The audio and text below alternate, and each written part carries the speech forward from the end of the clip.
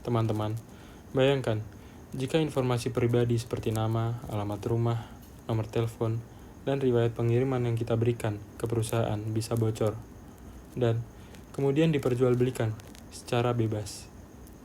Hal ini bukan fiksi. Baru-baru ini muncul kabar bahwa data pelanggan JNE sebanyak 81,47 juta diduga bocor dan dijual di forum gelap. Data itu mencakup nomor resi, nama penerima, nomor ponsel, detail barang, data yang sangat sensitif. Ini menimbulkan kekhawatiran, apakah data kita aman? Apa artinya bagi kita sebagai konsumen? Bahaya dari kebocoran data privasi. Ketika data pribadi bocor dan berada di tangan orang yang tidak bertanggung jawab, ada banyak potensi atau resiko. Yang pertama, pencurian identitas. Pelaku bisa berpura-pura menjadi kita, menggunakan data alamat dan nomor telepon untuk melakukan penipuan, peminjaman, atau kejahatan lain. Selanjutnya, penipuan atau phishing. Dengan data asli kita, penipu bisa membuat skenario yang sangat meyakinkan. Misalnya, mengaku dari kurir, bank, atau perusahaan sehingga lebih mudah menipu korban. Lalu ada pelanggaran privasi serius. Data alamat dan nomor telepon bisa digunakan untuk mengirimkan iklan agresif, stalking, atau bahkan ancaman fisik. Kerugian finansial dan psikologis. Kerugian materi, reputasi, serta stres dari merasa privasi kita dilanggar.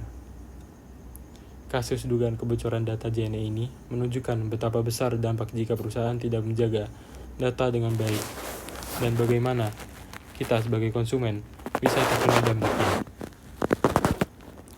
Hak konsumen dan pentingnya perlindungan data privasi. Sebagai konsumen, kita memiliki hak untuk mendapatkan jaminan bahwa data pribadi kita disimpan dengan aman. Perlindungan data pribadi bukan semata tanggung jawab pengguna, tetapi juga tanggung jawab perusahaan yang mengelola data tersebut. Perusahaan harus menjamin bahwa data disimpan secara aman, menggunakan enkripsi, kontrol akses, dan keamanan siber agar tidak mudah diakses oleh pihak tak berwenang. Perusahaan wajib memberitahu pelanggan agar bisa mengambil langkah-langkah mitigasi. Konsumen perlu diberi opsi dan kontrol.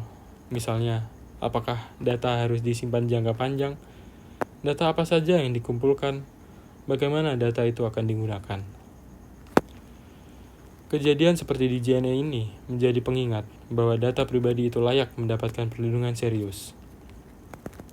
Apa yang bisa kita konsumen lakukan untuk melindungi diri? Sebagai konsumen, pengguna layanan, kita juga punya peran. Tidak hanya pasif menunggu perlindungan dari penyedia layanan. Berikut beberapa langkah praktis. Yang pertama, yaitu bijak dalam membagikan data. Hindari memberikan data terlalu rinci jika tidak dibutuhkan. Misal, alamat lengkap, nomor telepon, jika tidak wajib. Lalu yang kedua, perhatikan keamanan layanan. Pilihan layanan atau penyedia dengan reputasi baik. Pastikan mereka punya kebijakan privasi yang jelas. Jangan sembarangan klik tautan atau share info, apalagi jika ada telepon, pesan, atau email mencurigakan yang meminta data pribadi. Konfirmasi informasi. Lalu yang keempat, pantau riwayat aktivitas dan transaksi. Jika ada hal yang mencurigakan, telepon penipuan atau pesan aneh, segera konfirmasi langsung ke layanan resmi. Yang terakhir, minta transparansi dan hak akses data. Kalau memungkinkan, mintalah layanan untuk menghapus data jika tidak lagi digunakan, atau meminta informasi tentang bagaimana data kita disimpan dan digunakan. Dengan langkah-langkah ini, kita bisa membantu memperkecil resiko penyalahgunaan data pribadi, sekaligus mendorong perusahaan untuk lebih bertanggung jawab. Baik, penutupan dari kasus ini. Kasus dugaan kebocoran data pelanggan JNE menjadi alarm penting bahwa data pribadi kita bisa saja tidak seaman yang kita kira. Tetapi, kita tidak perlu hidup dalam ketakutan. Jika kita sadar betul apakah hak kita berhati-hati dalam memberikan data dan menuntut transparansi dari penyedia layanan. Perlindungan data pribadi adalah bagian dari hak asasi konsumen, sama pentingnya seperti hak atas keamanan, privasi, dan keadilan. Mari kita bersama-sama mendukung budaya perlindungan data dari konsumen, perusahaan, hingga regulasi.